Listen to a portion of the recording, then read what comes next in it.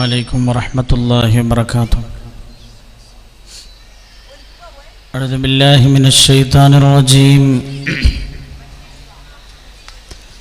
بسم الله الرحمن الرحيم. الحمد لله نحمده ونستعينه ونؤمن به ونتوكل عليه ونعوذ بالله من شرور أنفسنا ومن سيئات أعمالنا.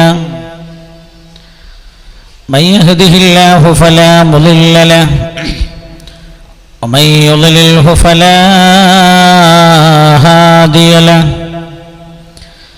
أشهد أن لا إله إلا الله ونشهد أن سيدنا وشفيعنا ونبينا وحبيبنا محمدا صلى الله عليه وسلم عبده ورسوله أرسله الله بالهدى ودين الحق ليظهره على الدين كله ولو كره المشركون. الحمد لله الذي خلق السماوات والأرض وما بينهما في 6 أيام ثم استوى على العرش. والصلاة والسلام على من لا نبي بعده والذي أنزل عليه الفرقان العظيم لهداية الأنام من الضلال إلى الهدى. وعلى آله وأصحابه الذين اتبعوه في كل وقت وحين والذين اتبعوهم بإحسان إلى يوم الدين. أما بعد، رب اشرح لي صدري ويسر لي أمري واحلل عقدة من لساني يفقه قولي. اللهم إن نريد إلا الإصلاح ما استطعت وما توفيقي إلا بالله عليه توكلت وإليه أنيب. بسم الله العظيم القدرة والشان شديد البطش والبرهان حافظ الدين والقرآن. بسم الله ما شاء الله كان وما لم يشأ لم يكن ولا حول ولا قوة إلا بالله العلي العظيم.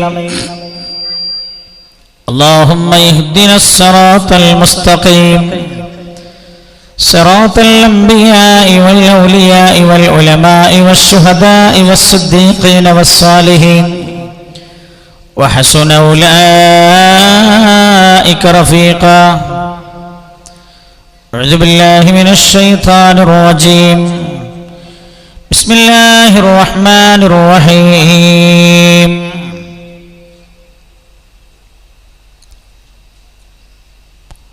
ولنبلونكم بشيء من الخوف والجوع ونقص من الأموال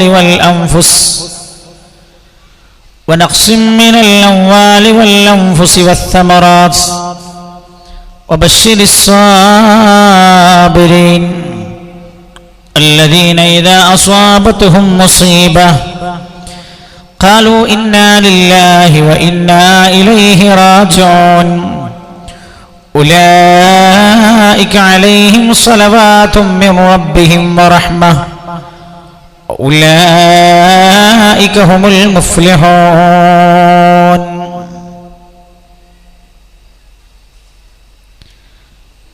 وقال نبينا وحبيبنا محمد رسول الله صلى الله عليه وسلم: لا إله إلا الله تمنع العباد من سخط الله ما لم يؤثروا صفقة دنياهم ولا صفقة دينهم فإن آثروا صفقة دنياهم ولا صفقة دينهم ثم قالوا لا إله إلا الله رد عليهم وقال الله كذبتم أو كما قال حبيبي صلى الله عليه وسلم سربر سرزانو بيا طائر فرخ بيا ورمردن دولة عسى الأيام أن يرجعن قوما كالذي كانوا لا صلى الله على محمد وسلم صلى الله على محمد صلى الله عليه وسلم اللهم صل على محمد يا ربي صل عليه وسلم. ഏറ്റവും സ്നേഹാദരവുകൾ നിറഞ്ഞ വേദിയുടെ അധ്യക്ഷൻ, ഞാനേറെ സ്നേഹിക്കുകയും ചെയ്യുന്ന ആദരണീയരായ ഉസ്മാൻ ഹാജി അവറുകളെ,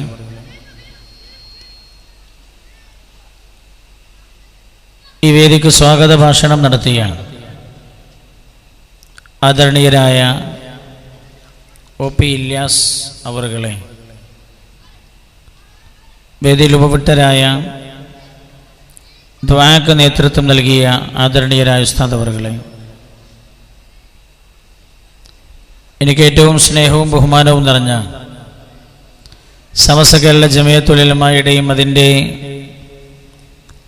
കീഴ്ഘടകങ്ങളുടെ പ്രവർത്തനങ്ങളെയും ഈ പ്രദേശത്ത് ജനകീയമാക്കുന്നതിൽ സ്തുത്യർഹ സേവനം ചെയ്തുകൊണ്ടിരിക്കുന്ന ആദരണീയരായ അബൂബക്കർ യമാനി ഉസ്താദ് അവറുകളെ, ഈ കാരുണ്യത്തിൻ്റെ സമുച്ചയം ഈ നാടിനു വേണ്ടി സമർപ്പിച്ച, തൻ്റെ അധ്വാനത്തിൻ്റെ ഒരു വലിയ ഭാഗം തന്നെ കരുണയ്ക്ക് വേണ്ടി നീക്കിവെച്ച ആദരണീയരായ പ്രിയപ്പെട്ട സഹോദരൻ, സ്നേഹിതൻ മുഹമ്മദ് റഫീഖ് സാഹിബ് അവറുകളെ, ആദരണീയരായ പാനൂർ മേഖല സമസ്ത കേരള സുന്നി യുവജന സംഘത്തിൻ്റെ സമാധാനായ പ്രസിഡന്റ്, ആദരണീയരായ എനിക്ക് ഏറ്റവും സ്നേഹം നിറഞ്ഞ അബ്ദുൾ റസാഖ് പാനൂർ അവറുകളെ, മറ്റു സദസ്സിലും വേദിയിലുമൊക്കെ ഉള്ള സമുന്നതരായ നേതാക്കളെ, ആദരണീയരായ മഹല്ല് ജമാഅത്തിൻ്റെ പ്രവർത്തനങ്ങൾക്ക് നേതൃത്വം നൽകുന്ന ഈ നാട്ടിലെ കാരണവന്മാരെ, അള്ളാഹുവിൻ്റെ ഹബീബ് നബിയുന മുഹമ്മദ് മുസ്തഫ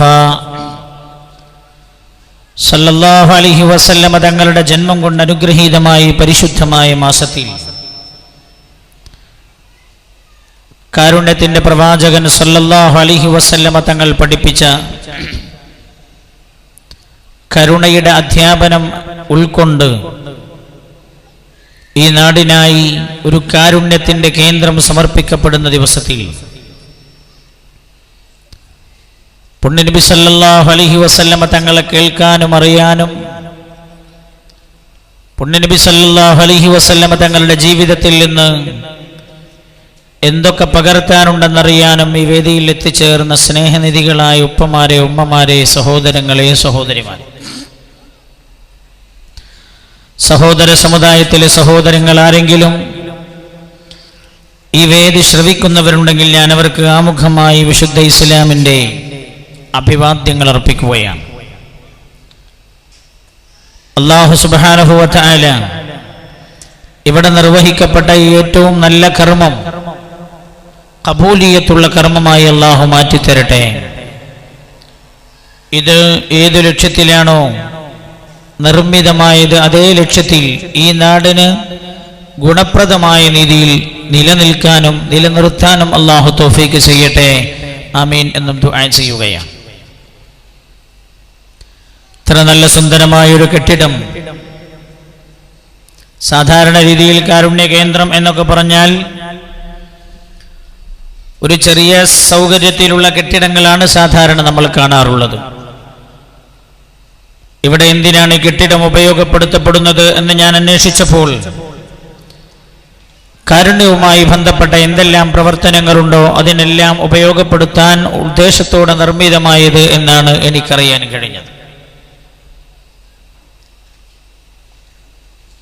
ഞാൻ അറിയാൻ വേണ്ടി ചോദിച്ച കൂട്ടത്തിൽ ഉന്നയിച്ച ചോദ്യത്തിന് മറുപടിയായി പറഞ്ഞത്, ഡയാലിസിസ് സെന്ററുകൾ പോലെയുള്ള ആധുനിക സമൂഹത്തിന്റെ ആരോഗ്യ പരിരക്ഷക്കല്ല, ആ ആരോഗ്യം നഷ്ടപ്പെട്ടുകൊണ്ടിരിക്കുന്നത് തടയാനും അല്ലെങ്കിൽ അതിന് ശാസ്ത്രം മുന്നോട്ട് വച്ച ചെറിയ പരിഹാരം എന്ന രീതിയിൽ ഉള്ള ഇത്തരം സംവിധാനങ്ങൾക്കും ഉപയോഗപ്പെടുത്തും എന്നാണ് അറിയാൻ കഴിഞ്ഞത്. റബ്ബ് സുബ്ഹാനഹു വ തആലയോട് നമ്മൾ ദുആ ചെയ്യുകയാണ്. ഏറ്റവും വലിയ അനുഗ്രഹമാണ്, സൗഭാഗ്യമാണ് ആരോഗ്യം. മഹാനായ നബിയുനാ റസൂലുള്ളാഹി സല്ലല്ലാഹു അലൈഹി വസല്ലമ തങ്ങൾ പറഞ്ഞത്, നിഅമതാൻ മഖ്ബൂനുൻ ഫീഹിമാ കസീറുൻ മിനൻ നാസ്. നിഅമതാൻ, ഈ രണ്ട് അനുഗ്രഹങ്ങൾ, മഖ്ബൂനുൻ ഫീഹിമാ കസീറുൻ മിനൻ നാസ്, ആ രണ്ട് അനുഗ്രഹങ്ങളിലും അധിക ആളുകളും വഞ്ചിതരാണെന്ന് നബിയുനാ മുഹമ്മദ് മുസ്തഫ സല്ലല്ലാഹു അലൈഹി വസല്ലം. എന്നിട്ട് അല്ലാഹുവിന്റെ ഹബീബ് എണ്ണി പറയുകയാണ്, ഒന്ന് അസ്സിഹത്തു, ആരോഗ്യമാണ്. ആരോഗ്യം അല്ലാഹു നൽകിയ ഏറ്റവും വലിയ അനുഗ്രഹമാണ്.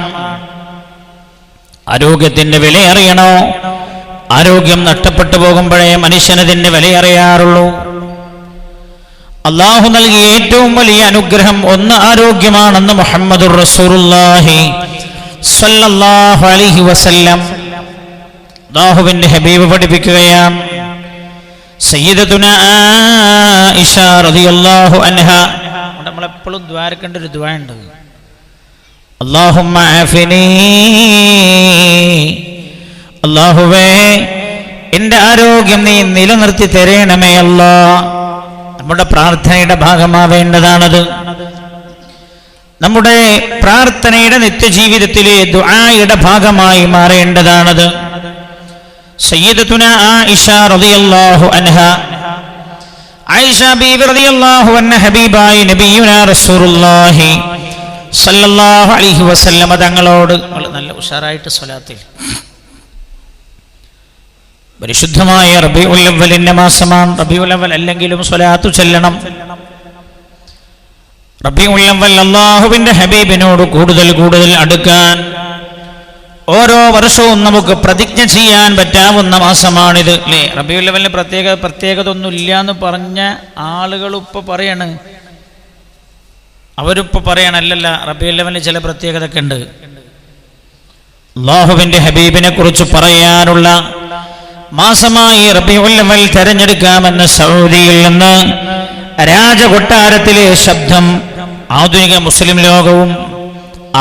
മുസ്ലിം ലോകവും കേട്ടുകഴിഞ്ഞിരിക്കുകയാണ്. അങ്ങനെ ഒരു ഘട്ടത്തിലാണ് റസൂലുള്ളാഹിന്റെ ജന്മത്തിന് സാക്ഷിയായ മാസത്തിന് പ്രത്യേകത ഉണ്ട്, ഇല്ലാതെ ഒന്നുമില്ല. അപ്പോൾ അല്ലാഹുവിന്റെ ഹബീബിലേക്ക് കൂടുതൽ കൂടുതൽ അടുക്കാൻ നമുക്ക് പ്രേരകമായി തീരേണ്ടതാണ്. അല്ലാഹു സുബ്ഹാനഹു വ തആല നമുക്ക് തൗഫീഖ് ചെയ്യട്ടെ. സയ്യിദത്തുനാ ആയിഷ റളിയല്ലാഹു അൻഹയോട് ഹബീബായ നബിയുനാ മുഹമ്മദ് മുസ്തഫ സല്ലല്ലാഹു അലൈഹി വസല്ലം തങ്ങളോട് ചോദിച്ചു, അല്ലാഹുവിന്റെ ഹബീബേ, ലൈലത്തുൽ ഖദറിന്റെ രാവ് ഇന്നതാണ് എന്നെനിക്ക് മനസ്സിലായാൽ ആ രാവിൽ ഞാൻ അല്ലാഹുവിനോട് ദുആ ചെയ്യേണ്ടത് എന്താണ്? ശ്രദ്ധിക്കണം, ദുആ വളരെ പ്രധാനപ്പെട്ട ഒരു സംഗതിയാണ്. ആ ദുആക്ക് പറ്റുന്ന ഒരുപാട് രാവുകളും പകലുകളുമുണ്ട്. ഒരു വർഷത്തിലെ 354 ദിവസങ്ങളിൽ, ശരിയാണോ? ആണോ? ആണ്. ഒരു വർഷത്തിലെ 354 ദിവസങ്ങളിൽ 365 എന്ന് പറഞ്ഞ് അത് സൂര്യസഞ്ചാര പ്രകാരമുള്ള വർഷമാണ്. ഒരു വർഷത്തെ 354 ദിവസങ്ങളിൽ ഒരു രാവുണ്ട്, ആ രാവ് ദുആക്ക് ഏറ്റവും നല്ല രാവാണെന്ന് നബിയുനാ റസൂലുള്ളാഹി സ്വല്ലല്ലാഹു അലൈഹി വസല്ലം. ഒരുപാട് പ്രത്യേകത ഉണ്ട് രാവിലെ. ഒന്നത് റമദാനിലാന്നുള്ളതാണ്. റമദാൻ ദുആക്ക് പറ്റുന്ന ഏറ്റവും നല്ല മാസമാണെന്ന് ഖുർആൻ തന്നെ പറഞ്ഞിട്ടുണ്ട്. എന്തുകൊണ്ട്? റമദാനെ കുറിച്ച് പറയുന്നതിന്റെ ഇടക്കാണ് അള്ളാഹു ദുആയെ കുറിച്ചുള്ള ആയത്ത് കൊണ്ടുപോയി തിരികെ വെച്ചത്. അതൊരു ഭയങ്കര രസമാണ്. റമദാനെ കുറിച്ച് പറഞ്ഞതിന്റെ ഇടക്കാണ് ദുആ എന്ന് അള്ളാഹു പറഞ്ഞത്. വഇദാ സഅലക ഇബാദി അന്നി ഫഇന്നി ഖരീബ് ഉജീബു ദഅവതദ് ദാഇ ഇദാ ദഅൻ ഫല്യസ്തജീബൂ ലീ വൽയുഅ്മിനൂ ബി ലഅല്ലഹും യർഷുദൂൻ. ദുആക്ക് പറ്റുന്ന ഏറ്റവും നല്ല മാസമാണ് റമദാൻ എന്ന് അള്ളാഹു സൂചിപ്പിച്ചത്. റമദാനെ കുറിച്ച് കൊണ്ടിരിക്കുന്നതിന്റെ ഇടക്ക് ദുആയെ കുറിച്ചുള്ള ആയത്ത് തിരികെ കയറ്റിയാണ് അള്ളാഹു റമദാനിൽ ദുആയുടെ പ്രാധാന്യത്തെ കുറിച്ച് പറഞ്ഞത്. അപ്പൊ റമദാനിലെ എല്ലാ രാവുകളും ദുആക്ക് പറ്റുന്ന രാവാണ്. എന്നാൽ റമദാനിന്റെ രാവുകളിൽ വിശിഷ്ടമായ ഒരു രാവുണ്ട്. ആ രാവ് പ്രത്യേകം പ്രാർത്ഥനക്ക് ഉത്തരമുള്ള രാവാണ്. സയ്യിദത്തുനാ ആയിഷ ബീവി റളിയല്ലാഹു അൻഹാ ഹബീബായ നബിയുനാ മുഹമ്മദ് മുസ്തഫ സല്ലല്ലാഹു അലൈഹി വസല്ലം തങ്ങളോട് ചോദിച്ചു, നബിയേ, ലൈലത്തുൽ ഖദറിന്റെ രാവ് ഇന്ന രാവാണ് എന്ന് എനിക്ക് അറിഞ്ഞാൽ, ഞാൻ മനസ്സിലാക്കിയാൽ, അതിനെക്കുറിച്ചുള്ള അറിയിപ്പ് എനിക്ക് ലഭിച്ചാൽ, അള്ളാഹുവിന്റെ ഭാഗത്ത് നിന്ന് അതിനെക്കുറിച്ചുള്ള തോന്നൽ എനിക്കുണ്ടായാൽ, ഹബീബായ നബിയേ, ആ രാവിൽ ദുആ ചെയ്യാൻ അങ്ങ് ഞങ്ങളെ പഠിപ്പിച്ചിട്ടുണ്ടല്ലോ.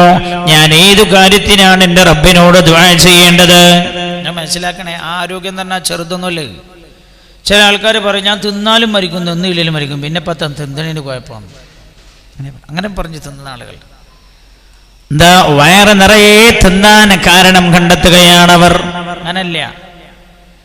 അള്ളാഹു ഈ ഭൂമിയിൽ റബ്ബിന്റെ സ്വഭാവം എന്ന് പറയുന്നത് ഏതു കാര്യവും അള്ളാഹു സൃഷ്ടിക്കുന്നത് കാരണങ്ങളിലൂടെയാണ് എന്ന് ഖുർആൻ പറഞ്ഞിട്ടുണ്ട്. ഏത് കാര്യവും അള്ളാഹു സൃഷ്ടിക്കുന്നത് കാരണങ്ങളിലൂടെയാണ്. ചില ആളുകൾ അങ്ങനെ പറഞ്ഞിട്ടുണ്ടെങ്കിൽ ആചാര്യ എങ്ങൾക്കൊക്കെ തിന്നാൻ പറ്റുക, തിന്നാലും മരിക്കും, തിന്നിയിലും മരിക്കും. തിന്നെന്ന് കരുതിയിട്ട് ഞാനൊരു സെക്കൻഡ് നേരത്തെ മരിക്കൂല, തിന്നാതിരുന്നു എന്ന് കരുതി ഞാനൊരു സെക്കൻഡ് കഴിഞ്ഞിട്ടും മരിക്കൂല. സംഗതികൾ പറഞ്ഞൊക്കെ ശരി തന്നെയാണ്, പക്ഷേ വയറ് നിറച്ച് തിന്നാം എന്ന് വിശുദ്ധ ഇസ്ലാം പറഞ്ഞിട്ടില്ല, അല്ലാഹുവിന്റെ ഹബീബ് പറഞ്ഞിട്ടില്ല. ആരോഗ്യത്തിന്റെ പ്രാധാന്യത്തെ കുറിച്ച് ശ്രദ്ധിക്കണേ നിങ്ങൾ. എന്താ ഖുർആൻ പറഞ്ഞത്? ഹബീബായ നബിയുനാ റസൂലുള്ളാഹി സല്ലല്ലാഹു അലൈഹി വസല്ലം തങ്ങളോട് ഞാൻ എന്താണ് ഹബീബേ ലൈലത്തുൽ ഖദറിന്റെ രാവിലെ എൻ്റെ റബ്ബിനോട് ദുആ ചെയ്യേണ്ടത്? ഉടനെ അല്ലാഹുവിന്റെ ഹബീബ് തന്റെ പ്രിയപ്പെട്ട ഭാര്യ ആയിഷ റളിയല്ലാഹു അൻഹാക്ക് പറഞ്ഞു കൊടുക്കുകയാണ്, സലില്ലാഹ അൽ അഫ്വ വൽ ആഫിയ. എന്റെ പൊന്നു ആയിഷ, നീ അങ്ങനെ ലൈലത്തുൽ ഖദറാണെന്ന് നിങ്ങൾക്ക് ബോധ്യമായാൽ നിങ്ങൾ ദുആ ചെയ്യേണ്ടത് സലില്ലാഹ, റബ്ബിനോട് നിങ്ങൾ ദുആ ചെയ്യണം. അൽ അഫ്വ, വിട്ടുവീഴ്ച ചെയ്തു തരാൻ ദുആ ചെയ്യണം. ചെയ്തു പോയ പാപങ്ങളൊക്കെ പുറത്തു തരാൻ റബ്ബിനോട് പറയണം. പിന്നെയോ വൽ ആഫിയ, ആരോഗ്യം തരാനും റബ്ബിനോട് പറയണേ. ലൈലത്തുൽ ഖദറിന്റെ രാവിലെ പോലും ദ്വാരക്കാൻ പറഞ്ഞ കൂട്ടത്തിൽ പറഞ്ഞത് ആരോഗ്യം തരണേ അല്ലാഹ് എന്ന് ദുആ ചെയ്യുവാനാ. ആരോഗ്യം തരണേ അല്ലാഹ് എന്ന് ദുആ ചെയ്യാൻ.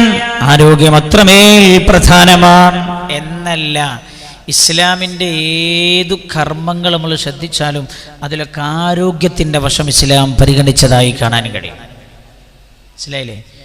ഇസ്ലാം കുറെ രോഗികളെ സൃഷ്ടിക്കുന്ന മതമല്ല, മനസ്സിലാക്കണേ. ഇസ്ലാം കുറെ രോഗികളെ സൃഷ്ടിക്കാൻ വേണ്ടി ലോകത്തുണ്ടായ മതമല്ല. എല്ലാ തിന്മയും രോഗങ്ങളും വിഭാടനം ചെയ്യാനും നിർമാർജനം ചെയ്യാനുമാണ് ഇസ്ലാം ആഹ്വാനം ചെയ്തത്. അതിന് ലോകം എന്തൊക്കെയാണ് ചെയ്യേണ്ടത് എന്ന് 14 നൂറ്റാണ്ട് മുമ്പ് ഹബീബായ നബിയുനാ റസൂലുള്ളാഹി സല്ലല്ലാഹു അലൈഹി വസല്ലം തങ്ങളിലൂടെ അല്ലാഹു പഠിപ്പിച്ചു തന്നിട്ടുണ്ട്. നല്ലപോലെ ശ്രദ്ധിക്കണേ. ഒന്നാമതായി ഖുർആൻ പറഞ്ഞത് എന്താ രോഗങ്ങളുടെ കാരണം, അടിസ്ഥാന കാരണം എന്താ ഖുർആൻ പറഞ്ഞത്? ഞാൻ ഒരു ദീർഘമായ പ്രസംഗത്തിന് ഞാൻ ഈ സമയം ഉപയോഗപ്പെടുത്തുന്നില്ലേ, കുറച്ച് സമയം. അപ്പം നമ്മൾ റഫീഖാക്ക ഒരു കാരുണ്യ കേന്ദ്രം നിർമ്മിച്ചിരിക്കുകയാണ്. ഈ ആരോഗ്യ കാരുണ്യ കേന്ദ്രത്തിൽ നിന്ന് ഞാൻ ആമുഖമായി ഞാൻ ഇങ്ങോട്ട് വരുമ്പോൾ എന്തൊക്കെയാണ് പദ്ധതി എന്ന് ചോദിച്ചപ്പോൾ എന്നോട് ചില ആളുകൾ പറഞ്ഞു, ഇനി അതിൽ ഡയാലിസിസ് വരും. നിങ്ങൾക്കറിയോ കണ്ണൂരിലും പരിസരത്തും എത്ര ഡയാലിസിസ് ചെയ്യുന്ന രോഗികളുണ്ടെന്നറിയോ? അറിയോ? 3000 രോഗികളുണ്ട്. തളിപ്പറമ്പിൽ ഡയാലിസിസ് സെന്റർ ഉണ്ട്. കണ്ണൂരിൽ സഹചാരിയുടെ തന്നെ ഡയാലിസിസ് സെന്റർ ഉണ്ട്. പാപ്പിനിശ്ശേരിയിൽ, തളിപ്പറമ്പിൽ വേറെയും ചില ആളുകൾ നടത്തുന്ന ഡയാലിസിസ് സെന്ററുകൾ ഉണ്ട്. കണ്ണൂരിലും പരിസരത്തും അങ്ങനെ ഡയാലിസിസ് സെന്ററുകൾ വേറെയുണ്ട്. എന്നിട്ടും ഡയാലിസിസ് സെന്ററുകളിൽ ക്യൂ ആണ്. 3000 ആളുകൾ കണ്ണൂരിലും പരിസരത്തും ഡയാലിസിസ് ചെയ്തുകൊണ്ടിരിക്കുന്നുണ്ട്. നമ്മുടെ അടുത്താണല്ലോ തലശ്ശേരിയിൽ 2000 ആളുകൾ തലശ്ശേരിയുടെയും പരിസരത്തുമായി ഡയാലിസിസ് ചെയ്തുകൊണ്ടിരിക്കുന്നുണ്ട്. ഈ കണക്ക് നിങ്ങൾക്ക് അറിയോന്നറിയില്ല. ഡയാലിസിസ് ചെയ്യുന്ന ഒരാൾ മെനിഞ്ഞാന്ന് എന്നോട് പറഞ്ഞ കണക്കാ. നല്ല ആരോഗ്യമുള്ള ചെറുപ്പക്കാരനാണ്, സാമ്പത്തികമുള്ള ചെറുപ്പക്കാരൻ. അയാൾ എന്നോട് പറയാണ്, ഉസ്താദേ, ഞങ്ങൾ സാമ്പത്തികമുള്ള ആളുകളായതുകൊണ്ട് കൺസെഷനും ഞങ്ങൾക്ക് ലഭിക്കുകയില്ല, മുഴുവനായും ഞങ്ങൾ പേയ്മെന്റ് ചെയ്യണം. എത്ര വലിയ പണക്കാരനായാലും കിഡ്നി രോഗം ദീർഘിച്ചു പോയാൽ അയാൾ ദരിദ്രനായി പോകുമെന്ന് അയാൾ എന്നോട് പറഞ്ഞത്. എത്ര വലിയ പണക്കാരനായാലും കുറച്ചു കാലം ദീർഘമായി ഡയാലിസിസ് ചെയ്യേണ്ടി വന്നാൽ അയാൾ പാപ്പരനായി പോകും. അല്ലാഹു അത്തരത്തിലുള്ള രോഗങ്ങൾ കൊണ്ട് പരീക്ഷിക്കുന്ന കാലഘട്ടമാണ്. അർഹമുർ-റഹീമീനായ റബ്ബേ, ഞങ്ങളെ നീ രക്ഷപ്പെടുത്തണേ അല്ലാഹ്.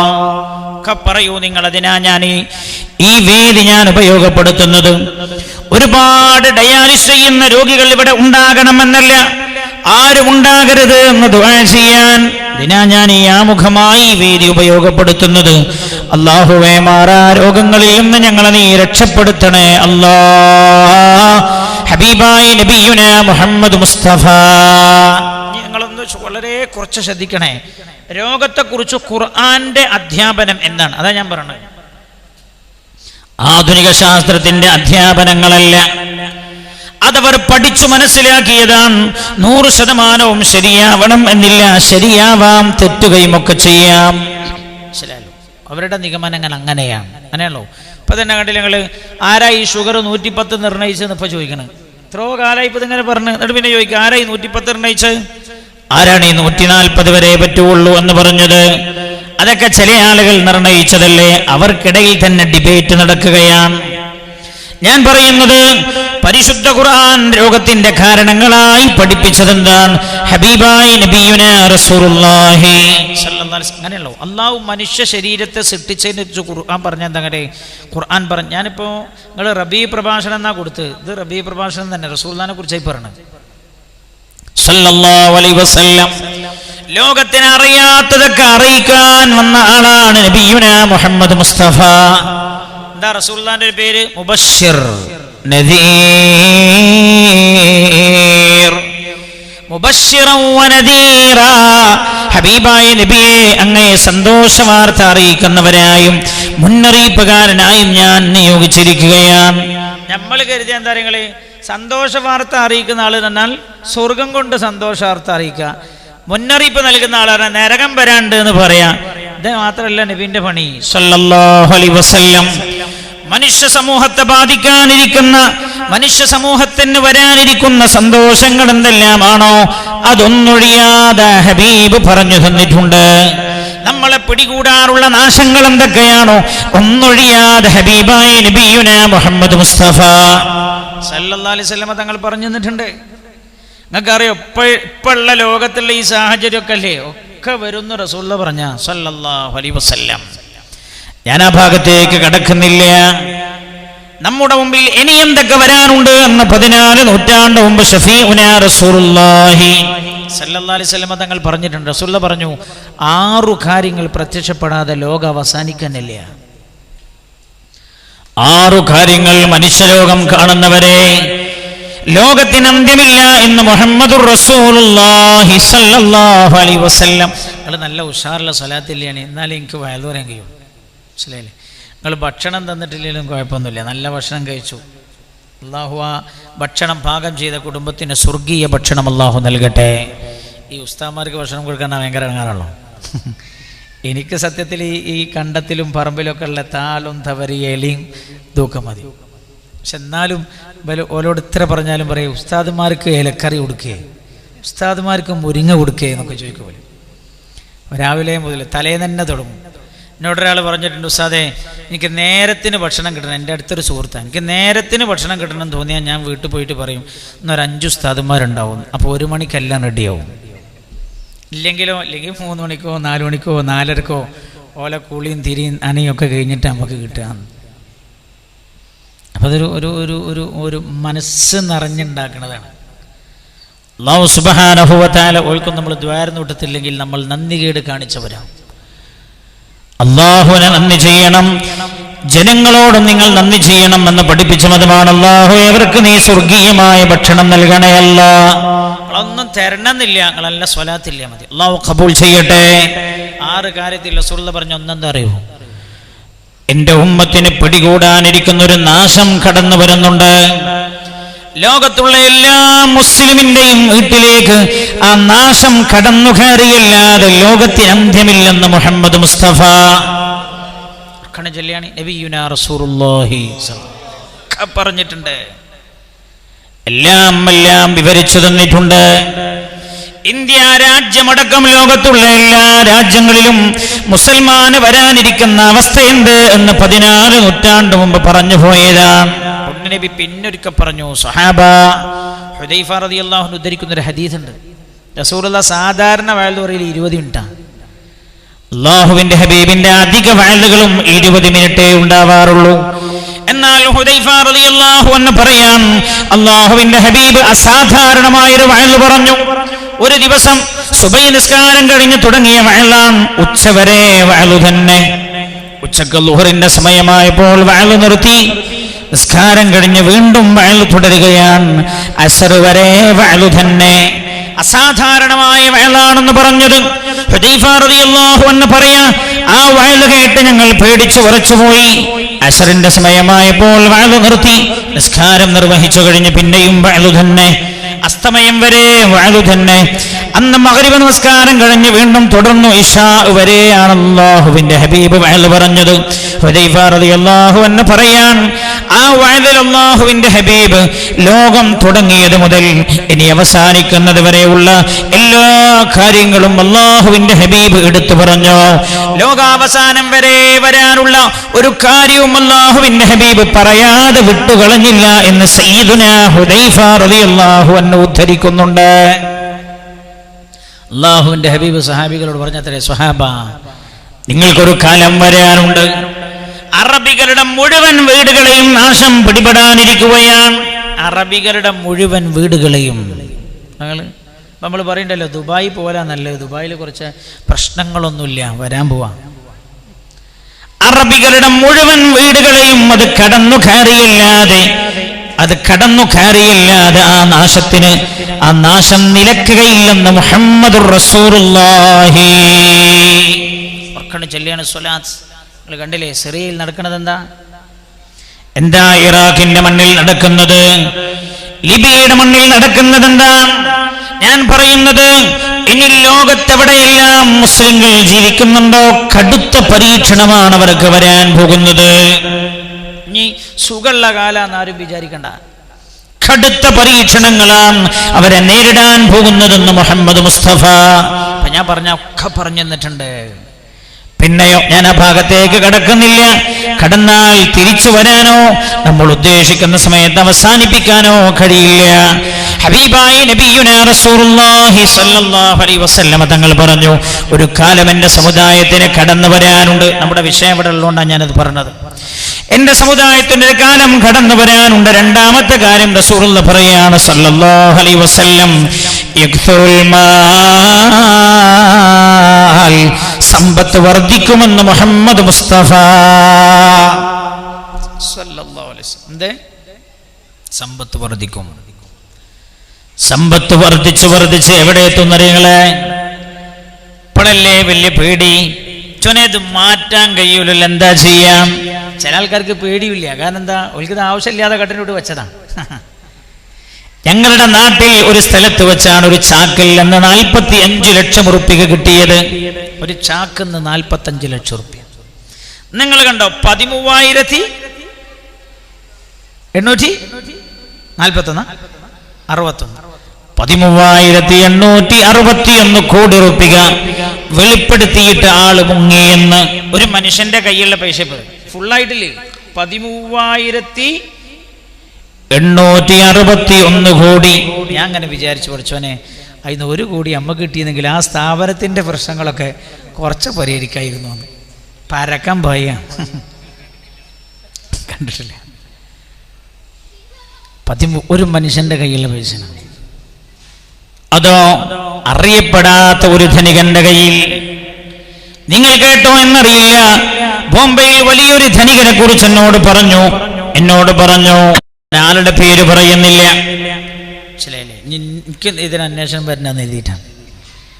ബോംബെയിൽ അയാൾ പറഞ്ഞത്, അയാൾ ചെയ്തുകൊണ്ടിരിക്കുന്നത് അടുത്ത ഡിസംബർ 31 വരെ തന്റെ കയ്യിലുള്ള പണം കൊണ്ട് ഓരോ ദിവസവും 1 കോടിക്കാണ് അരിയും കോഴിമുട്ടയും പച്ചക്കറിയും വിതരണം ചെയ്യുന്നത്. നിങ്ങൾ ആലോചിച്ചാൽ 2 മാസം വെച്ചാൽ 2 മാസം ഓരോ ദിവസവും 1 കോടി പാവങ്ങൾക്ക് കൊടുക്കുകയാണ്. എന്നാലും ഞാനത് നഷ്ടപ്പെടുത്തുകയില്ല. പാവങ്ങൾക്ക് കൊടുക്കുകയാണ് അരിയും കോഴിമുട്ടയും പച്ചക്കറിയും വിതരണം ചെയ്തുകൊണ്ടിരിക്കുന്നത്. സ്വത്ത് അവസാന കാലമാകുമ്പോൾ സമ്പത്തിന്റെ ആധിക്യമുണ്ടാവും. ഇങ്ങനെ നിയന്ത്രിക്കേണ്ട കാര്യമൊന്നുമില്ല. പണ്ടത്തെ പാവങ്ങളും ഇപ്പോഴത്തെ പാവങ്ങളും എന്ന് പറഞ്ഞാൽ എന്താ വ്യത്യാസം? എന്താ? പണ്ടത്തെ പാവം തന്നെ തിന്നാനില്ലാത്തവനെ, ഭക്ഷണം കഴിക്കാൻ തന്നെ ഉണ്ടാവില്ല. ഇപ്പോഴത്തെ പാവം തന്നെ ഓന് ആൾട്ടോ കാറേ ഉള്ളൂ, ബെൻസില്ല. അന്നത്തെ പാവപ്പെട്ടവനും ഇന്നത്തെ പാവപ്പെട്ടവനും തമ്മിലുള്ള വ്യത്യാസം, ചെറിയൊരു വ്യത്യാസമേ പറഞ്ഞ. അല്ലാഹുവിന്റെ ഹബീബ് പറയാണ്, ആ കാലഘട്ടത്തിൽ ഒരാൾക്ക് ദാനം കൊടുത്താൽ ആ ദാനം പോലും സ്വീകരിക്കാൻ ആളുണ്ടാവുകയില്ല. ദാനം കൊടുത്താൽ ദാനം സ്വീകരിക്കാൻ പോലും ആളുണ്ടാവുകയില്ല. എത്രത്തോളം ആ ഹദീസിൽ പറയാം, ഒരാൾക്ക് 100 ഉറുപ്പിക കൊടുത്താൽ തന്നെ അത് കൊടുത്ത ആളോട് വാങ്ങിയ ആൾ ദേഷ്യം പിടിക്കുന്ന കാലം വരും. തിരിഞ്ഞില്ല. അപ്പൊ അതിന്റെ അടുത്തേക്ക് എത്തിക്കൊണ്ടിരിക്കുകയാണ്. 10 ഉറുപ്പിക കൊടുത്താൽ മുഖത്തേക്ക് ഇങ്ങനെ നോക്കും. ആചാര്യ ചായ കുടിക്കാൻ ധൈര്യല്ലത്, ചായയും കടിയും കിട്ടൂലല്ലോ, ചായ കിട്ടുള്ളൂ. കാരണം 8 ഉറുപ്പിക വേണം ചായക്ക്, കടിക്ക് പിന്നെ 10 ഉറുപ്പിക കൊടുത്തോ ദേഷ്യം പിടിക്കാണ്. എന്നാൽ ഇതെങ്ങോട്ടെത്തുമെന്ന് ചോദിച്ചാൽ 100 ദീനാർ അല്ലെങ്കിൽ 100 ഉറുപ്പിക ഒരാളുടെ കയ്യിൽ വെച്ച് കൊടുത്താൽ യാചിക്കാൻ വന്നവൻ 100 കിട്ടിയവൻ പോലും ദേഷ്യപ്പെടും. അവിടേക്കെത്തും സമ്പത്തിന്റെ വർധനവ്. ഇനി കേൾക്കണം അടുത്തത്. ഹബീബായ നബിയുനാ റസൂലുള്ളാഹി സല്ലല്ലാഹു അലൈഹി വസല്ലം തങ്ങൾ പറയാം, ആളുകളെ മാരകമായ രോഗങ്ങൾ പിടിപെട്ടുകൊണ്ടിരിക്കും. അങ്ങനെ യമൂതൂൻ, ആളുകൾ മരിച്ചു വീണുകൊണ്ടേയിരിക്കും. ഏതുപോലെ? രോഗം ബാധിച്ച ആടുകളും മൃഗങ്ങളും ചത്തുവീഴുന്ന പോലെ. വല്ലാത്തൊരു വാക്കാണ്.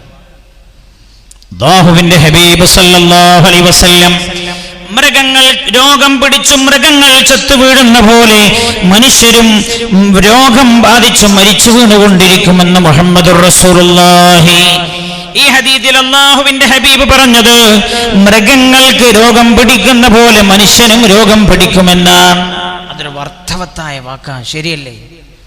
നിങ്ങൾ ചിന്തിക്കണം, ലോകം അവസാനത്തോടെ അടുക്കാന്നാണ് ഞാൻ പറഞ്ഞത്. ഇതൊക്കെ അതിൻ്റെ കളിയാണ്. വേണ്ടവരുണ്ടെങ്കിൽ ഈമാൻ ഉറപ്പിച്ചിരുന്നോളൂ. ഇതൊക്കെ അതിലേക്കുള്ള കളികളാണ്. മൃഗങ്ങൾക്ക് രോഗം ബാധിക്കുന്ന പോലെ എന്ന് പറഞ്ഞത് എത്ര അർത്ഥവത്താണ്. ഇന്ന് മനുഷ്യനെ ബാധിച്ചുകൊണ്ടിരിക്കുന്ന ഒട്ടേറെ രോഗങ്ങളും മൃഗങ്ങളിൽ നിന്ന് പകരുന്നതാണ് എന്ന് വൈദ്യശാസ്ത്രം വിളിച്ചു പറയുന്നു. അല്ലേ? കുരങ്ങുപനി ആർക്കുണ്ടാകുന്ന പനിയാ? നിങ്ങളൊന്നും മിണ്ടാത്ത. എന്നോടെന്താ ദേഷ്യമുണ്ടോ? നേരം വെക്കിയിട്ട് ഞാൻ മരിച്ച വീട്ടിൽ പോയിട്ട് നേരം വെക്കിയതാ. എന്നോട് ദേഷ്യമില്ലല്ലോ. ഉണ്ടെങ്കിൽ വേഗം പറയണേ, നിർത്തണം. ഞാൻ 9:30 മലബാറിന് തിരിച്ചു പോകണമെന്ന് ഇരിക്കണം. മനസ്സിലായില്ലേ? വീട്ടിൽ തീരെ ഇല്ലാത്തതുകൊണ്ട് ഭാര്യ ദേഷ്യം പിടിക്കലുണ്ട്. അപ്പോൾ കിട്ടിയൊരു ഒഴിവ് ഇങ്ങനെ ഒരു 2-3 ദിവസം കുട്ടികളെ കൂടെ നിൽക്കാമെന്നൊക്കെ കരുതിയതാണ്. നിന്ന് നോക്കുമ്പോഴാണ് പിന്നെ വീട്ടിൽ നിന്ന് വേറിടാൻ തോന്നുന്നില്ല. മക്കളെ സ്നേഹം അപ്പോഴാണ് തിരിഞ്ഞ്. മക്കളുടെ സ്നേഹം അത് ഒരു വല്ലാത്ത സ്നേഹം. അപ്പം എനിക്ക് തോന്നുക ഞാൻ ആഴ്ചക്ക് ഒരു ദിവസം മതി വേദം തോന്നാം. റഹ്മുർ-റഹീമീനായ റബ്ബ് സുബ്ഹാനഹു വ തആല നമ്മുടെയും നമ്മുടെ മക്കളെയും അല്ലാഹു സ്വാലിഹീങ്ങളിൽ പെടുത്തുമാറാകട്ടെ. കുരങ്ങുപനി ഇപ്പോൾ ഈ കഴിഞ്ഞ വർഷക്കാലത്ത് റിപ്പോർട്ട് ചെയ്യപ്പെട്ടല്ലോ. കുരങ്ങുപനി എവിടെന്നാണ്? കാട്ടിലാണ്. ആദിവാസികൾക്ക് കുരങ്ങുപനി ബാധിച്ചു. പന്നിപ്പനി, പന്നിയിൽ നിന്ന് ഉണ്ടാകുന്നതാണ് പന്നിപ്പനി. മൃഗങ്ങൾക്ക് രോഗം ബാധിക്കുന്ന പോലെ മനുഷ്യരും രോഗം ബാധിച്ചു മരിക്കുമെന്ന് മുഹമ്മദ് മുസ്തഫ സല്ലല്ലാഹു അലൈഹി വസല്ലം. അപ്പൊ എന്തേ പഴയ കാലത്ത് പന്നിക്ക് പനില്ലേ? ഉസ്മാനാജിന്റെ കാലത്ത് പന്നി പനിക്കല്ലോ. ഉണ്ടാത്തെ ആ വിവരം തന്നെ അറിയില്ല. പന്നിക്ക് പനിക്കല്ലോ ഉണ്ടാവും. പക്ഷേ പന്നിയുടെ രോഗാണു പന്നിയുടെ ശരീരത്തിൽ നിന്നൊരിക്കലും മനുഷ്യ ശരീരത്തിലേക്ക് കടക്കാറുണ്ടായിരുന്നില്ല. അവിടെ സ്റ്റോപ്പ് ചെയ്യുന്നു. ഇപ്പോൾ കടക്കാൻ തുടങ്ങി. എന്തേ കടക്കാൻ തുടങ്ങിയത്? പഠന വിധേയമാക്കേണ്ടതാണ്. നമ്മൾ എങ്ങനെ പരിശുദ്ധ ഖുർആനിന്റെയും ഹദീസിന്റെയും വെളിച്ചത്തിലൂടെ പഠന വിധേയമാക്കേണ്ടതാണ്. കോഴിക്കോട് നിന്ന് പണ്ടൊരു ഡോക്ടർ പ്രസംഗിച്ചത് ഞാൻ കേട്ടു. അയാൾ വയനാട് ജില്ലയിലേക്ക് നിയോഗിക്കപ്പെട്ട ആദ്യത്തെ ഡോക്ടറുമാണ്. റിട്ടയർഡ് അയാൾ പറഞ്ഞത് പണ്ടും പന്നിക്ക് പഴയ കാലത്തും പനിക്കലൊക്കെ ഉണ്ട്. പക്ഷേ പന്നിൻ്റെ രോഗാണു മനുഷ്യൻ്റെ ശരീരത്തേക്ക് കയറാറില്ല. കാരണം അന്നൊക്കെ പന്നിയും മനുഷ്യനെന്നു. പക്ഷെ ഇന്ന് മനുഷ്യൻ പന്നിയായപ്പോൾ രോഗാണു മനുഷ്യൻ്റെ ശരീരത്തിലേക്ക് കയറിയതാണ്. മൂപ്പര നാടൻ ഭാഷയിൽ പറഞ്ഞതാണ്. വളരെ ശരിയാണ്. കാരണം ഈ രോഗാണുക്കൾക്കൊന്നും തെറ്റൂലല്ലോ. ഓൾക്ക് ശരിക്കും തിരിയും ഇത് മനുഷ്യനാണ്, ഇത് പന്നിയാണ്. പക്ഷെ മനുഷ്യൻ തന്നെ പന്നിയായപ്പോൾ ഓൾക്ക് തോന്നി ഇത് പന്നിയാണ്, അതുകൊണ്ട് കയറണം. തന്റെ ഏറ്റവും സ്വതസിദ്ധമായ ശൈലിയിൽ ഒരു മലബാറുകാരൻ പറഞ്ഞതാണത്. ഡോക്ടർ വയനാട് ജില്ലയിലേക്ക് ആദ്യമായി നിയോഗിക്കപ്പെട്ട ഒരു ഡോക്ടറായിരുന്നു അയാൾ. എന്ന അയാൾ തന്നെ കുറിച്ച് തന്നെ വിശേഷിപ്പിച്ചതും ഞാൻ ഓർക്കുകയാണ്. പന്നിപ്പനി ഈ അടുത്തല്ലേ, 2-3 മാസങ്ങൾക്ക് മുമ്പാണല്ലോ കൊല്ലം ജില്ലയിലും ആലപ്പുഴയിലും പരിസര പ്രദേശത്തും 10,000-കണക്കിന് താറാവുകളെ കൊന്നൊടുക്കിയത്. എന്താ പറഞ്ഞേ? താറാവിന് പനി വന്നിട്ടുണ്ട്, അവിടെ മനുഷ്യന്മാർക്ക് പകരാൻ സാധ്യത ഉണ്ടെന്ന് വെച്ചിട്ട് ഇതാ 2-3 മാസം മുമ്പ് 1000-കണക്കിന് താറാവുകളെ കൊന്നിട്ട് കരിച്ചു കൂട്ടിയതും നമ്മൾ കണ്ടതാണ്. അള്ളാഹുവിന്റെ ഹബീബ് പറയാണ് സല്ലല്ലാഹു അലൈഹി വസല്ലം, അങ്ങനെയുള്ള ഒരു കാലം വരുന്നുണ്ട്, ആ കാലം നിങ്ങൾ ശ്രദ്ധിക്കണേ എന്ന് പുണ്യനബി സല്ലല്ലാഹു അലൈഹി വസല്ലം. അല്ലാഹു റബ്ബുൽ ഇസ്സത്ത് മുത്തനബിയോടുള്ള മഹബ്ബത്ത് അല്ലാഹു വർദ്ധിപ്പിച്ചു തരട്ടെ. എന്താ ഇതിനൊക്കെ കാരണം? മനുഷ്യനെ രോഗം ബാധിക്കാനുള്ള അടിസ്ഥാന കാരണം എന്താണെന്ന് ഖുർആൻ പറഞ്ഞു തരുന്നുണ്ട്. അങ്ങനെ ഈ ശരീരത്തെ സൃഷ്ടിച്ചത് റബ്ബാണല്ലോ. അല്ല എങ്ങനെ സൃഷ്ടിച്ച്? ജനിക്കുമ്പം തന്നെ രോഗിയായിട്ടല്ല സൃഷ്ടിച്ചത്. നല്ലോണം ശ്രദ്ധിക്കണേ. അള്ളാഹു നമ്മളെ ഏൽപ്പിച്ച ഏറ്റവും വലിയ അമാനത്ത് നമ്മളെ ശരീരം. ഇതെന്തെങ്കിലും കാട്ടിക്കൂട്ടാൻ പറ്റൂല. മറുപടി പറയേണ്ടി വരും ഒന്നാൻ്റെ അടുത്ത്. നിന്റെ ശരീരല്ലേ? നോ, ശരീരം നമ്മുടേതല്ല. ശരീരം നമ്മുടെ ഉടമസ്ഥതയിലുള്ളതല്ല, അത് അല്ലാഹുവിൻ്റെതാണ്, റബ്ബിന്റെ ഉടമസ്ഥതയിലുള്ളതാണ് ശരീരം. അതുകൊണ്ട് നമ്മളുടെ ഇല്ല എന്ന് പറയാൻ പറ്റൂല. അല്ലാഹു നമ്മളെ ഏൽപ്പിച്ച അമാനത്താണിത്. നല്ല രീതിയിൽ നമ്മൾ കൈകാര്യം ചെയ്യണം. ശ്രദ്ധിക്കണം. ഈ പ്രപഞ്ചത്തെ മുഴുവൻ സൃഷ്ടിച്ച അല്ലാഹു മനുഷ്യ ശരീരത്തിന്റെ സൃഷ്ടിപ്പിനെ കുറിച്ച് പറഞ്ഞതെന്താണ്? അല്ലദീ അഹ്സന കുല്ല ശൈഇൻ ഖലഖ വബദഅ ഖൽഖൽ ഇൻസാനി മിൻ തീൻ. അല്ലദീ അഹ്സന കുല്ല ശൈഇൻ ഖലഖ, ഈ പ്രപഞ്ചത്തിലുള്ള എല്ലാ വസ്തുക്കളുടെയും സൃഷ്ടിപ്പ് അല്ലാഹു അഹ്സന, നന്നാക്കിയിരിക്കുകയാണ്. അപ്പൊ കേടായിട്ടല്ല അല്ലാഹു സൃഷ്ടിച്ചത്. നല്ലോണം ശ്രദ്ധിക്കണേ. വല്ലാത്തൊരായത്താണ്. പ്രപഞ്ചത്തിലെ എല്ലാ സൃഷ്ടിജാലങ്ങളുടെയും സൃഷ്ടിപ്പ് അല്ലാഹു നന്നാക്കിയിട്ടുണ്ട്. ഇതിന്റെ വ്യാഖ്യാനം കൊടുത്തെടുത്ത് കാണാൻ കഴിയും. അഹ്സന ഖൽഖ കുല്ലി ഷൈഇൻ, എല്ലാ വസ്തുക്കളുടെയും സൃഷ്ടിപ്പിനെ അല്ലാഹു ഏറ്റവും നല്ല രീതിയിലാണ് സൃഷ്ടിപ്പ് നിർവഹിച്ചിരിക്കുന്നത്. ഒരു വസ്തുവിനെയും സൃഷ്ടിക്കുമ്പോൾ അല്ലാഹു മോശമായിട്ട് സൃഷ്ടിച്ചിട്ടില്ല. എല്ലാം അതിന്റെ ഏറ്റവും നല്ല കണ്ടീഷനിലാണ്. ഒരു വസ്തു അത് നല്ലതാണ് എന്ന് നമ്മൾ പറയാം. അപ്പൊ ഈ സാധനം നല്ലതാണെന്ന് പറയണമെങ്കിൽ എന്താണോ അതിന്റെ കോലം മാത്രം നോക്കിയിട്ടാ പറയാ? അല്ല, നമ്മൾ പറയാം എന്താ കിമാൻസു. ഇത് പുതിയ കമ്പനിയാ? സഫ ഷോപ്പിന്റെ പേരല്ലേ കിമാൻസു?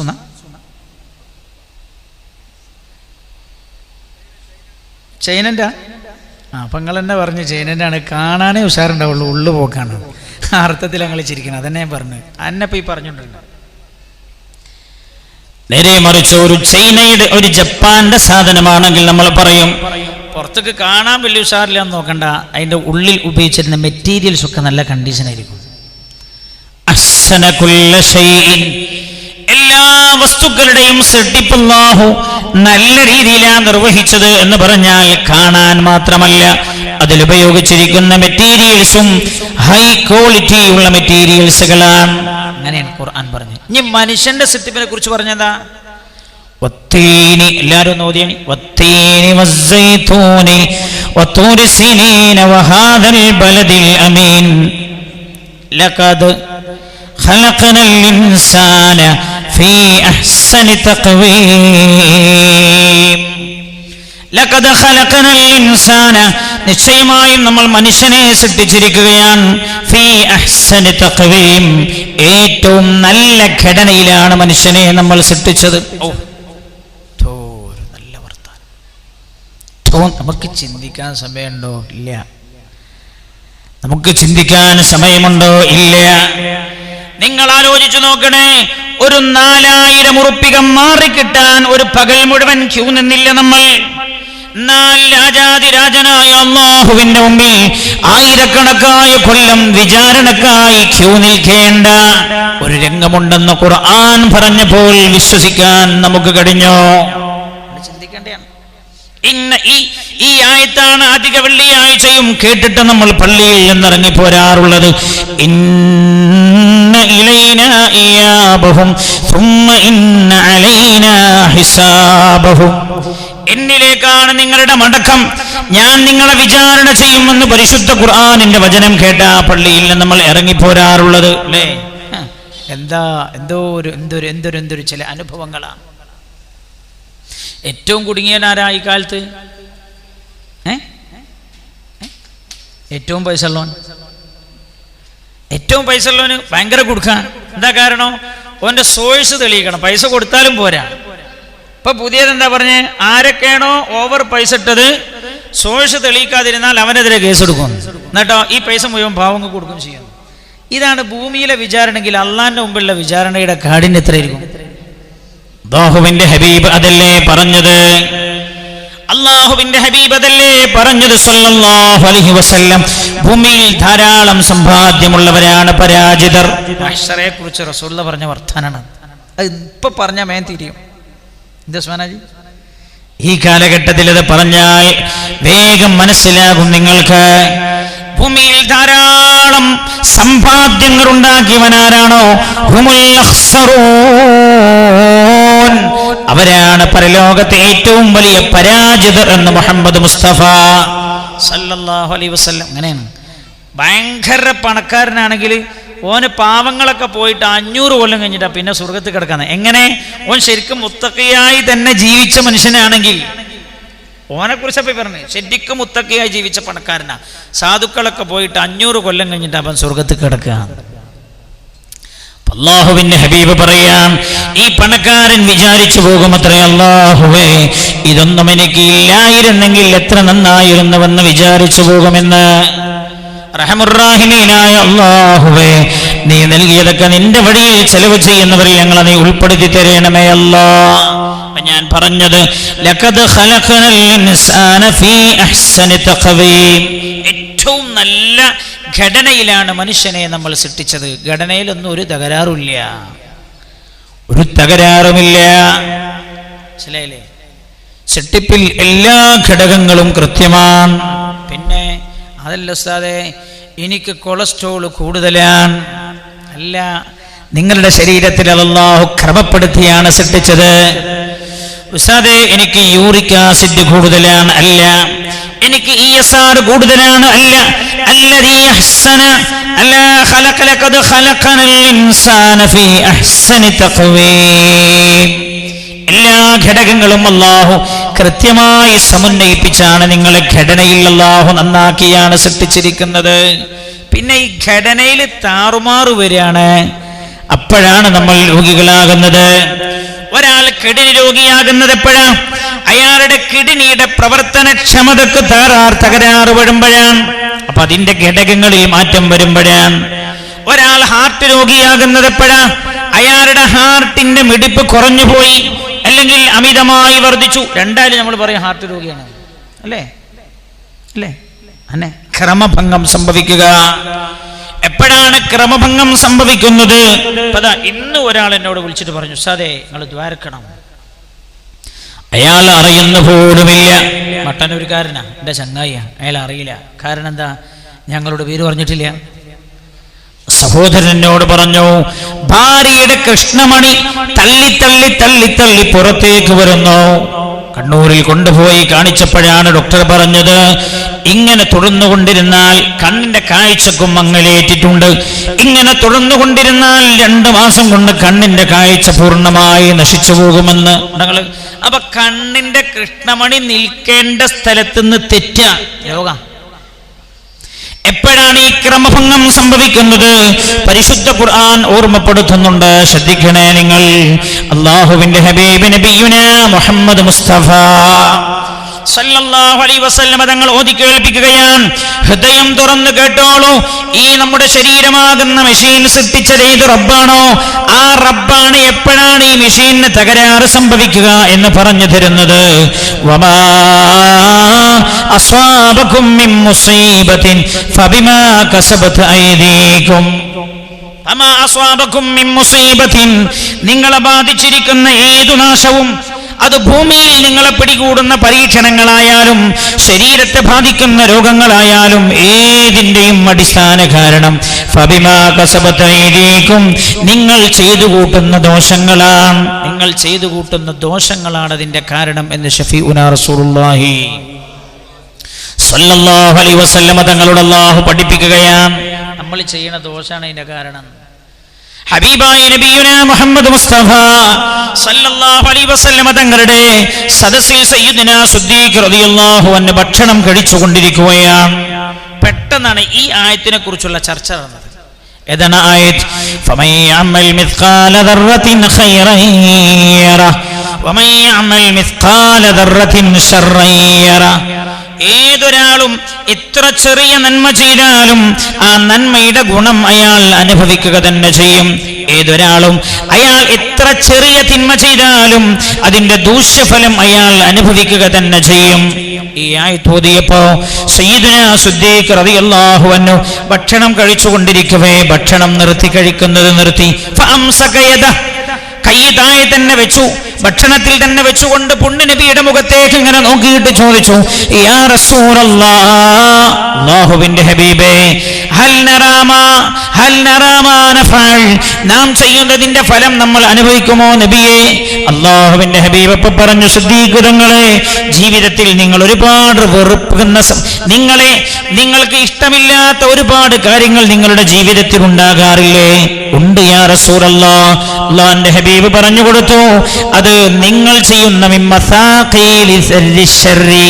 നിങ്ങൾ ചെയ്യുന്ന ചെറിയ ചെറിയ തെറ്റുകളാണ് സിദ്ദീഖ് തങ്ങളെ ആ ടെൻഷനുകളുടെ കാരണം എന്ന് മുഹമ്മദ് മുസ്തഫ അല്ലാഹുവിന്റെ ഹബീബ് പറഞ്ഞു കൊടുക്കുകയാണ് സല്ലല്ലാഹു അലൈഹി വസല്ലം.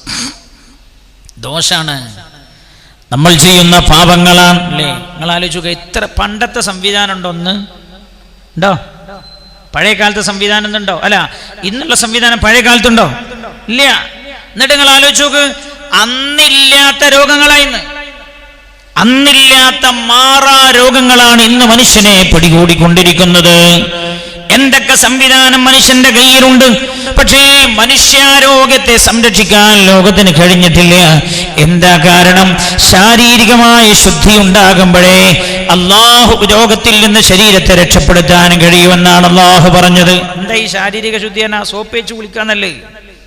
അത് ഭൗതികമായ ശുദ്ധിയാണ്. ശാരീരികമായ ശുദ്ധി എന്ന് പറഞ്ഞാൽ സർവദോഷങ്ങളിൽ നിന്നും മനുഷ്യൻ രക്ഷപ്പെടുമ്പോഴാണ് മനുഷ്യ ശരീരത്തിൽ രോഗങ്ങൾ വരാതിരിക്കുക എന്നാണ് ഖുർആൻ പറഞ്ഞതിന്റെ ഏറ്റവും പരമപ്രധാനമായ താല്പര്യം. ഇനി ശ്രദ്ധിക്കണേ, ഹദീസ് ഹബീബായ നബിയുനാ റസൂലുള്ളാഹി സല്ലല്ലാഹു അലൈഹി വസല്ലം തങ്ങൾ പറഞ്ഞു, ശ്രദ്ധിക്കണേ, ശരിക്ക് കേൾക്കണേ നിങ്ങൾ ചെറുപ്പക്കാരെ, നമ്മൾ ഈ ആശയം നമ്മൾ പ്രചരിപ്പിക്കണം. ഞാൻ പറഞ്ഞെന്താ, നിങ്ങള് ലോകം തിരിച്ചു വരി. നിങ്ങൾ കുറെ കാരണങ്ങൾ പറഞ്ഞില്ലേ രോഗത്തിന്, ആ കാരണങ്ങളൊക്കെ ഒഴിവാക്കിയ ആളുകൾക്ക് രോഗം വന്നിട്ടുണ്ട്. ജീവിതത്തിൽ ഇറച്ചി കഴിക്കാത്ത ആളുണ്ട്. മാത്രല്ല ജീവിതത്തിൽ അയാളെ തോട്ടത്തിൽ ഉണ്ടാക്കിയ പച്ചക്കറി അല്ലാതെ കഴിച്ചിട്ടില്ല. അയാൾക്ക് വന്നിട്ടുണ്ട് ക്യാൻസർ. അങ്ങനത്തെ ആൾക്ക് വന്നിട്ടുണ്ട് കിഡ്നി ഫെയിൽ, അല്ല കിഡ്നി താറുമാറായി പോയിട്ടുണ്ട്. ഞാൻ പറയുന്നത് ലോകത്തോട്, നിങ്ങൾ കുറെ പരീക്ഷണങ്ങൾ നടത്തിയില്ലേ, നിങ്ങൾ കുറെ കാര്യങ്ങൾ ലോകത്തോട് വിളിച്ചു പറഞ്ഞില്ലേ, ഇനി വരൂ, നിങ്ങൾ പരാജയപ്പെടുത്തിയെടുത്ത് മുത്തുനബിയുടെ വചനങ്ങളിലേക്ക് വരൂ. നിങ്ങൾ ഈ ഹബീബ് പറഞ്ഞ പോലെ ലോകത്ത് നിന്ന് എല്ലാ നാശങ്ങളും എല്ലാ തിന്മകളും തുടച്ചു നീക്കാൻ ലോകം തയ്യാറാവുക. പുണ്യനബി സല്ലല്ലാഹു അലൈഹി വസല്ലം തങ്ങൾ പറഞ്ഞു, സല്ലല്ലാഹു അലൈഹി വസല്ലം, ഇദാ ലഹറസ്സിനാ വറിബാ ഫീ ഖറിയ അദിനല്ലാഹു ബിഹലാകിഹാ. ഒരു ഗ്രാമത്തിൽ ഇദാ ലഹറസ്സിനാ വറിബാ ഫീ ഖറിയ, ഒരു ഗ്രാമത്തിൽ വ്യഭിചാരവും പലിശയും പ്രത്യക്ഷമായാൽ അദിനല്ലാഹു ബിഹലാകിഹാ, ആ ഗ്രാമങ്ങളിൽ നാശം വരും എന്ന് മുഹമ്മദ് മുസ്തഫ. ആ ഗ്രാമവാസികളെ തന്നെ നശിപ്പിക്കാൻ അല്ലാഹു, ആ ഗ്രാമത്തെ തന്നെ നശിപ്പിക്കാൻ അല്ലാഹു സമ്മതം കൊടുക്കുമെന്ന് മുഹമ്മദുർ റസൂലുള്ളാഹി എന്ന് പറഞ്ഞതിന് അർത്ഥം എന്താ വെച്ചാൽ, അള്ളാന്റെ സംരക്ഷണം അള്ളാഹോട് വലിച്ചു കളയുന്നു. പടച്ചോന്റെ സംരക്ഷണം അള്ളാഹു വലിച്ചു കളഞ്ഞാൽ പിന്നെ രോഗം തന്നെ. അതിനല്ലേ നിങ്ങൾ ആലോചിക്കുകയാണ്. ഡയാലിസ് ചെയ്യുക. അല്ലാഹു റബ്ബുൽ ഇസ്സത്ത് തരം രോഗത്തിൽ നിന്ന് രക്ഷപ്പെടുത്തട്ടെ. ഒരു ചെറിയ കിഡ്നി വൃക്ക ചെയ്യുന്ന പണി ചെയ്യുന്നത് എന്താ അറിയുക? ഞാൻ എന്നെ തളിപ്പറമ്പിലെ CH സെന്റർ, അവിടെയുണ്ട് ഈ ഡയാലിസിസ് സെന്റർ. ഓരോ കൊല്ലവും അതിന് വേണ്ടി വയലു നടക്കാറുണ്ട് അതിന് വേണ്ടി. ആ സമയത്ത് അതിന്റെ ഉദ്ഘാടന സമയത്ത് എന്നെ കൊണ്ടുപോയി കാണിച്ചു തന്നു. ഞാൻ റൂമിലേക്ക് കയറി നോക്കി. ഒരു അള്ളാഹു തന്നൊരു ചെറിയ കിഡ്നിയുടെ പണി ചെയ്യാൻ മനുഷ്യൻ ആ പണി ചെയ്യാൻ വേണ്ടി എത്ര വലിയ മെഷീനാണ് മനുഷ്യൻ ആവശ്യമായി വന്നത്. അള്ളാഹ് തന്നെ ചെറിയൊരു കിഡ്നിയുടെ പണിയെടുക്കാൻ വലിയ മെഷീൻ, വലിയ റൂമുകളിൽ സംവിധാനം ചെയ്ത മെഷീൻ. എന്നോട് പറഞ്ഞു, ഇതിന് ഏറ്റവും കൂടുതൽ ആവശ്യം ജലമാണ്, വെള്ളമാണ്. നിങ്ങൾ ആലോചിക്കണം, നമ്മൾ ഒരു ദിവസം കുടിക്കുന്ന 5-10 വെള്ളമുണ്ടല്ലോ, ആ വെള്ളം കൊണ്ട് അല്ലാഹു കിഡ്നി ഉപയോഗിച്ച് ചെയ്യുന്ന ഈ പണി ചെയ്യാൻ എത്ര ലിറ്റർ വെള്ളമാണ് ഒരു മനുഷ്യന് ആവശ്യമെന്നറിയുമോ നിങ്ങൾക്ക്? എന്തേ? അല്ലാഹു തന്നതിന് പകരം സൃഷ്ടിക്കാൻ മനുഷ്യന് കഴിയില്ല. ആ റബ്ബാ ത് രോഗമാണ് ഇതിന്റെ കാരണം. അതുകൊണ്ട് വ്യഭിചാരം വലിയ നാശമാണ്. വ്യഭിചാരം നിങ്ങൾ ശ്രദ്ധിക്കണേ, വലിയ നാശമാണ്. ഇദാ ലഹറസ്സിനാ വറിബാ ഫീ ഖറിയ, വ്യഭിചാരവും പലിശയും വ്യാപകമാകുന്നത് രോഗങ്ങൾ വർദ്ധിക്കാൻ കാരണമാകുമെന്ന് റസൂലുള്ളാഹി സ്വല്ലല്ലാഹു അലൈഹി വസല്ലം. ഞങ്ങൾ പലിശ ഇപ്പൊ ഈ പ്രതിസന്ധി ചെയ്ത നിങ്ങൾ ഓലി കരുതുന്നത് വലിയ അനുഗ്രഹമാണ്. എന്നോട് പറഞ്ഞു ചില ആളുകൾ, അതെ ഭയങ്കര അനുഗ്രഹം, അങ്ങനെ മോഡി സാർക്ക് തോന്നിയത് നന്നായി എന്നാണ്. ഞാൻ ചോദിച്ചെന്താ? എന്നോട് പറഞ്ഞു, എത്ര പൈസ ഇപ്പം നമ്മൾ ഉണ്ടാക്കുന്നത്, ഭൂമി കച്ചവടം ചെയ്താൽ പോലും കിട്ടാത്ത പൈസയാണ്. കാരണം പുതിയ പൈസ 80,000-ന്, പഴയ പൈസ 1,00,000 പലിശയാണ്. പഴയ പൈസ 1,00,000 വാങ്ങിയിട്ട് പുതിയ പൈസ 80,000 കൊടുക്കുക. നീ ചെയ്തത് ഏറ്റവും വലിയ പലിശയുടെ ഏർപ്പാടാണ്. പണമാണ്, ഒരേ പലിശയാണ്. ഒരേ ഇനത്തിൽപ്പെട്ട വസ്തു അതേ ഇനത്തിൽപ്പെട്ട വസ്തുവിന് വിൽപ്പന നടത്തുമ്പോൾ സമമാകണം എന്ന് പുണ്യനബി സല്ലല്ലാഹു അലൈഹി വസല്ലം. സലാത്തില്ലേ പുണ്യനബി സല്ലല്ലാഹു അലൈഹി വസല്ലം. അല്ലെങ്കിൽ പലിശ എന്നാ. അപ്പോൾ 1,00,000 ഉറുപ്പ്യനെ 80,000 ഉറുപ്പ്യക്ക് വിൽക്കാൻ പറ്റില്ല. 1,00,000 ഉറുപ്പ്യനെ 1,00,000-നെ വിൽക്കാൻ പാടുള്ളൂ. അല്ലാത്ത പലിശയാണ്. ഞാൻ അടുത്തതെന്താ? എല്ലാരും ബാങ്കായിട്ട് ഇടപെടുത്താൻ പോവാ. മുഴുവൻ ആളുകളും. എന്നോട് ഒരാൾ പറഞ്ഞു, ഉസ്താദേ നിങ്ങളും പോയി നിൽക്കേണ്ടി വരും ബാങ്കിന്റെ മുമ്പിൽ ക്യൂ. എൻ്റെ ഭാര്യനോട് ഞാൻ പറഞ്ഞു, എനിക്ക് അക്കൗണ്ട് ഇല്ല. എൻ്റെ ഭാര്യയ്ക്ക് എൻ്റെ അക്കൗണ്ട് തുടങ്ങിയത്, എനിക്ക് ഈ മറ്റേ ബാങ്കിലൊന്നും അക്കൗണ്ട് ഇല്ല. അപ്പോൾ എൻ്റെ ഭാര്യയ്ക്ക് ഗ്യാസ് കിട്ടണമെങ്കിൽ ഇത് വേണമെന്ന് ഒരു നിയമം വന്നില്ലേ, അപ്പോൾ അക്കൗണ്ട് തുടങ്ങി.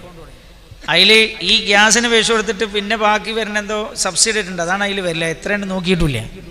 ഞാൻ അവളോട് പറഞ്ഞു, ജി 10,36,000 ഉറുപ്പ്യ ഉണ്ടായിരുന്നു, ഇതൊന്ന് എന്തെങ്കിലും പോയിട്ട്. ഞാൻ വേറൊരാളെ പറഞ്ഞു വെച്ചു. അപ്പം പറഞ്ഞു, ആ ആളിപ്പം നിയമം മാറി തോന്നല്ലേ, ആളെന്നെ വരണം, ഐഡൻറ്റിറ്റി പോരാന്ന്. അപ്പം അപ്പം ഞാൻ എൻ്റെ ഭാര്യനോട് ഞാൻ എന്താ ചെയ്യും 36,000 ഇഞ്ചെന്നെ പോണ്ടി വരുന്നതാണ്. എന്നോട് ഞാൻ ഇപ്പോൾ മാറ്റേണ്ട തൽക്കാലം ഞാൻ പോയിട്ട് മാറ്റേണ്ട അറിയണം. ഏത് ഹജ്ജുമ്മയും ഇനി ബാങ്കുമായി ഇടപെടാൻ കഴിയാത്ത സാഹചര്യം ഇല്ലാതെയാവുകയാണ്. ബാങ്ക് എന്ന് പറഞ്ഞാൽ പലിശ ഇടപാട് നടത്തുന്ന സ്ഥാപനമാണ്. അതാണ് ബാങ്ക്. ശ്രദ്ധിക്കണേ. ഇദാ ളഹറ الزിന വൽറിബാ ഫീ ഖറിയ, ഇന്ത്യ രാജ്യം ഇനിയും മാരകമായ രോഗങ്ങൾ പേറാൻ പോവുകയാണ്. ഇദാ ളഹറ الزിന വൽറിബാ ഫീ ഖറിയ അദിനല്ലാഹു ബിഹലാകിഹാ. ആ രാജ്യത്തെ അല്ലാഹു, ആ നാടിനെ, ആ ഗ്രാമത്തെ അല്ലാഹു നശിപ്പിച്ചു കളയുമെന്ന് നബിയുനാ റസൂലുള്ളാഹി. അല്ലേ, കുറേ ഇതിൽ ഏറ്റവും വലിയ പ്രയാസം അനുഭവിച്ചതാരാ? മുഅ്മിനീങ്ങളാ. എന്താ? സാധുക്കൾ ഇരുന്നൊക്കെ കിട്ടുന്ന പൈസ ഒരിക്കലും ബാങ്കുമായിട്ട് ഇടപെടാതെ ഓല് കിട്ടുന്ന 10,000-25,000 ഒക്കെ വീട്ടിലെടുത്ത് വെച്ചിരുന്നൊരു സമയം ഉണ്ടായിരുന്നു. ഇനിയിപ്പോൾ എല്ലാവർക്കും വരാൻ പോകുന്ന സ്മാർട്ട് കാർഡുകളാണ്. എല്ലാവരുടെ പൈസയും ബാങ്കിക്ക് പോകണം. ബാങ്കിലേക്ക് പോകണമെന്ന് പറഞ്ഞാൽ ഞാൻ 1,00,000 ഉറുപ്പിക ബാങ്കിൽ കൊണ്ടുപോയി നിക്ഷേപിച്ചാൽ എന്താ ബാങ്ക് ചെയ്യുക? ഞാൻ അങ്ങോട്ട് പോകുന്ന പാടെ അടുത്ത ഒരാൾ വരുന്നുണ്ട്, അയാൾക്ക് മകളെ കല്യാണം കഴിക്കാൻ 2,00,000 ഉറുപ്പിക വായ്പ എടുക്കാൻ പോവുകയാണ്, അയാൾ ലോൺ എടുക്കാൻ.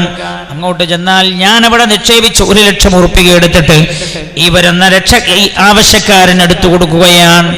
അയാളോട് 14% പലിശ വാങ്ങും. 2,00,000 ഇല്ലാത്തവൻ എങ്ങനെയാണ് പിന്നെ 2,50,000 മടക്കുക? ഇവിടെയാണ് ഇസ്ലാമും ലോകവും തമ്മിൽ വ്യത്യസ്തമാകുന്നത്. ഇസ്ലാം പറഞ്ഞത് 2,00,000 ഇല്ലാത്തവനെ നിങ്ങളൊക്കെ സകാത്തും സദഖയും കൊടുത്തിട്ട് അയാളെ സഹായിക്കുക. ഇവർ പറയുന്നത്, ലോകം പറയുന്നത് 2,00,000 ഇല്ലാത്തവന് 2,00,000 വായ്പ കൊടുത്തിട്ടവനോട് 3,00,000 വേണമെന്ന്. ആരാ നീതിയുടെ പക്ഷത്ത് നിൽക്കുന്നത്? നിഷ്പക്ഷമായി ചിന്തിക്കുന്നവരെ പറയൂ, നിങ്ങൾ ഈ ഇസ്ലാമിന്റെ നേരെയാണോ നിങ്ങൾ ചാടിക്കേറിയത്? ഈ അല്ലാഹുവിന്റെ ദീനിനെയാണോ നിങ്ങൾ നിഷ്പ്രഭമാക്കാൻ ശ്രമിച്ചുകൊണ്ടിരിക്കുന്നത്? 2,00,000 ഇല്ലാത്തോ നിങ്ങളെല്ലാവരും കൂടി സക്കാത്തും സദഖയും കൊടുത്തിട്ട് അയാളോട് രക്ഷപ്പെടുത്തി ഇസ്ലാം. മറ്റതുള്ള ചെറിയ കുടിൽ പോലും പണയപ്പെടുത്തി അവസാനം വീട്ടിൽ നിന്ന് ഇറങ്ങിപ്പോകേണ്ട ഗതികേടിലേക്ക് എത്തുന്ന അവസ്ഥ അല്ലാഹു കാത്തു രക്ഷിക്കട്ടെ. അപ്പൊ ഞാൻ 1,00,000 ഉറുപ്പിക നിക്ഷേപിച്ചാൽ ഉസ്മാനാജി 2,00,000 വന്ന എൻ്റെ 1,00,000 കൂടി ഉസ്മാനാജിക്ക് എടുത്തു കൊടുക്കും. എന്നിട്ട് 14% ഉസ്മാനാജിയോട് പലിശ വാങ്ങും. എന്നിട്ടോ ഞാൻ പലിശ വാങ്ങുന്ന ആളാണെങ്കിൽ എനിക്ക് 7% തരും. 7% അവിടെ എടുത്തു വെക്കും ബാങ്ക് തന്നെ. ബാങ്കിന്റെ 20 കൊടുത്താലും 30 കൊടുത്താലും 100 കൊടുത്താലും ഇനി 2,000 കൊടുത്താലും ഇനി ഒരാൾ ഒരു കലണ്ടറിന് 1 കോടി രൂപ കൊടുത്തു നിൽക്കാം. അൽഹംദുലില്ലാഹ്, ചെറിയൊരു ആശ്വാസവും എനിക്ക്. എന്നാലും സ്വീകരിക്കും. ഇത്ര നിങ്ങളെ സംഭാവന എടുത്താലും അതിനാണ് അവിടെയൊക്കെ അങ്ങ് കൊണ്ടുവന്ന് തരും. നിങ്ങളുടെ കയ്യിലുള്ള ഒരു നല്ല സംഖ്യ നിങ്ങൾ സംഭാവനയായി കൊടുത്ത് ഏറ്റെടുക്കണം എന്ന് ഓർമ്മപ്പെടുത്തും. എല്ലാവരും ഒരു 3 സ്വലാത്തിലാണ് സ്വല്ലല്ലാഹു അലാ മുഹമ്മദ് വസല്ലം, സ്വല്ലല്ലാഹു അലാ മുഹമ്മദ്.